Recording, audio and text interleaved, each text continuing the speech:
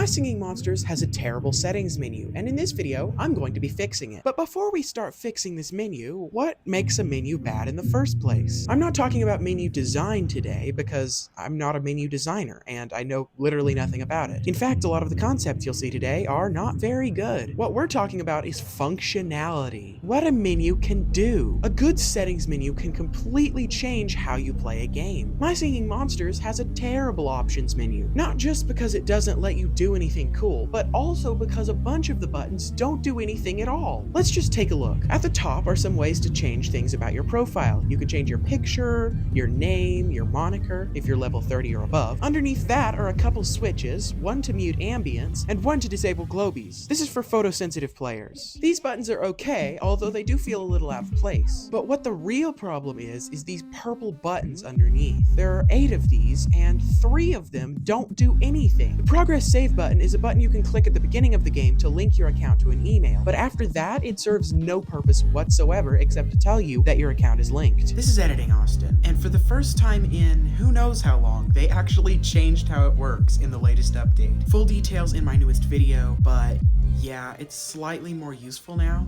I cannot believe the insanely bad timing on this. Same with the referral submitted button. At the beginning of the game, you can submit a referral code, but after that, the button doesn't do anything. And finally, the claim rewards button, which is even worse. It just doesn't do anything ever. It's supposedly for the offer wall, but I've never been able to get it to do anything. If this is an important feature, it's clearly not important enough for it to be here with the other options. Some of these are actually useful, like the notifications menu, which when you click it, lets you choose which notifications you'll get, or the language menu, which lets you choose a language. Duh. There's also a button to see the credits and to rate the game. I think these are fine. And then there's a button that I think is kind of redundant. It's the help button. This button just takes you to their weird menu thing with a bunch of questions and answers, which I think is okay, although it really needs dark mode. I click this thing on accident at least once every time I play the game now, and it just flashbangs you in the middle of the night. Underneath that is the support button. This is my favorite button in the menu because it provides so much cool information about your game. It lets you see your friend code, your support ID, which you should really write down because it lets you recover your account. It lets you see the terms of service and the privacy policy, which are probably worth a read through. Maybe I'll make a video about it later. There's another button to open up the big flashbang menu, and then there's an option to delete your account. But underneath that is my favorite stuff,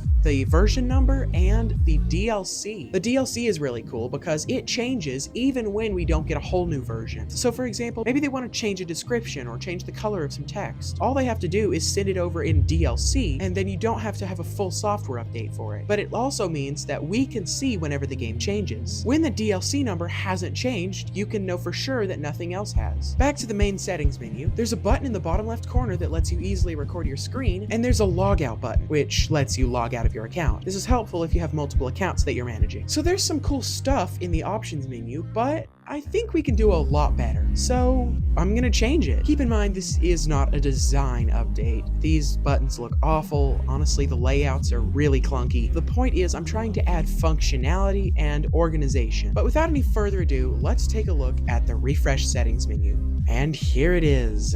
Right off the bat, I've simplified everything. Every option is in a category, and there's an X in the top left corner and a support button in the top right corner. But let's just go through these buttons one by one, starting with profile.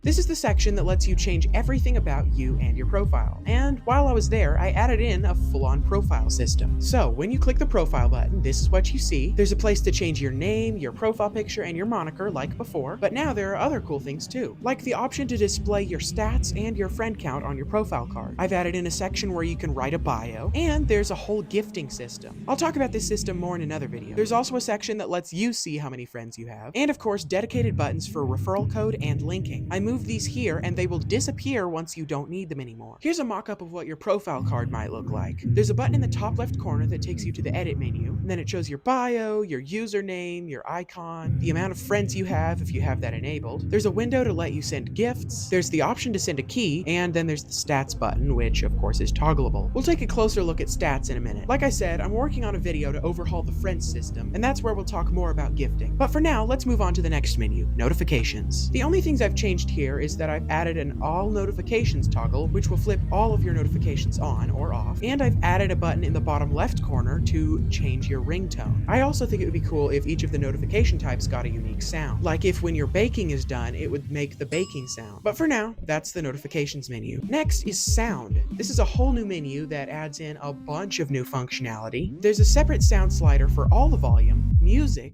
ambience, and sound effects. You can also see two options. There's one that disables 3D sound, and one that lets you change if the pitch changes whenever you change the speed using the time machine. That's the sounds menu. It's probably my favorite one because of all the handy things that it adds. But next up is the graphics menu. The screen size button lets you manually choose what size your screen is in case the scaling is a bit weird. For example, on some devices, buttons might spill over the screen a little bit, which can be pretty annoying. Next is the theme button. Basically, it lets you choose from either the modern theme or the classic theme. Classic makes all the buttons and things look like original My Singing Monsters in 2012. Any sound effects that change would go back to normal. Any of the buttons would go back to looking like 2012. It's going to be so cool, and I really hope that they would at least consider adding this. It's also a really cool opportunity for them to monetize. For example, they could have seasonal themes, make all the buttons and sound effects seasonal, and then once the season is over, then people can buy them for diamonds or money. Next up is an option that I love, but this was actually MPG's idea, and this is an option to disable the particles for level 20 monsters. As you may know, when a monster is level 20, it has particles that come out from it when it's zoomed out, and it would be really nice if these were toggleable. Next is an option to disable the feeding particles.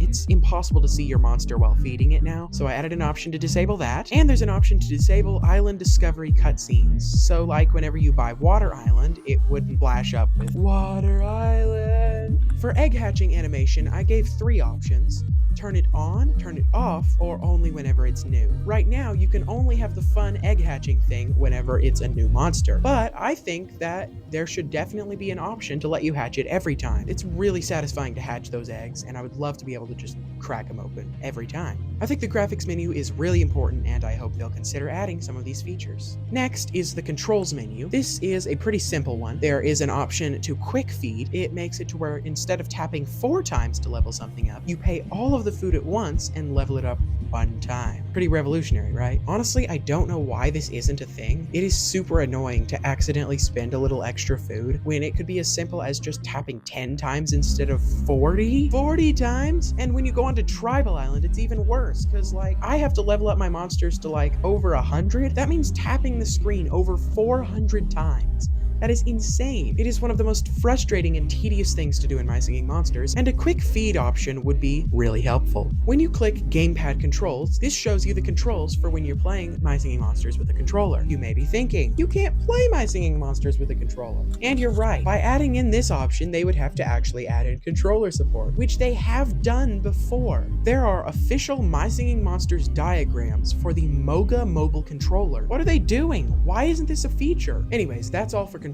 Next up is language, and I actually didn't change anything here. I think this is perfectly fine. It works just how it's supposed to. I guess you could add more languages, like pirate and upside down. Okay, yeah, I just double-checked. There's no Easter egg languages, and that actually makes me think they should totally add monstrous as one of the languages. This is a font that they already use on the regular, actually, and it would be super easy to add that as a way to play the game, and it would be hilarious. So yeah, I wasn't going to change anything for language, but yeah, add monstrous as a language. That would be so goofy. Next is stats. This menu literally just shows stats. I added in stats for date started, time played, monsters hatched, XP earned, decorations bought, paths painted, level 16 rewards collected, money spent, coins earned, food baked, diamonds earned, keys earned, shards earned, star power earned, amber earned, and wildcards earned. This was all I could think of, but I think it'd be really cool to actually keep track of this stuff. A lot of games have it. It lets you see your progression in the game, and I think it would be a really cool thing to add. Next is credits, and this basically stays the same, except I added in sort of an Angry Birds style prize at the end of the credits. In Angry Birds Classic, you could get a secret secret level unlocked by checking out the credits, but in here it just gives you some diamonds. Next is Rate Game, which I did keep in here because they definitely should have people rating the game. But I also think maybe they should give a few diamonds for doing it, just as motivation. I came up with this screen. Whenever you click Rate Game, instead of immediately redirecting you, it says, "We work really hard on the game and would love to know what you think about it. You'll get a prize if you rate the game," and then you can click the rate button and it will give you like 5 diamonds. Last but not least is the support menu. This is the button in the top right corner of the screen, and it will give you basically the same menu, except I added in 2 things. I put the claim rewards button, which is supposedly useless here. I put it here because it seems like something you do in the support menu, definitely not a full category in the settings. And also a changelog, which if you've been looking at my posts, they are not opposed to adding. So I would love to see that in the future. So there you go. That is my overhauled settings menu. What did you guys think? I worked really hard on these concepts, but I also know that they are terribly designed, and I'm sorry about that, but I hope you enjoyed taking a look at what an updated settings menu might look like. BigBlueBubble, you can add this for free. There you go. Yeah, here's the idea. Thank you guys so much for watching. If you enjoyed, be sure to hit the like button so that other people will see the video. Thank you to my Cobra Clan members, Pepperoni, Toast, Toxic Fox, Luis, Burger King, Elijah's Room, Mr. Yaha, DDO MSM, Nova MSM, Noah the Eureka, Hyperglitch MSM, Big Fama, and Igafo. You guys let me drink Coke while I edit my videos.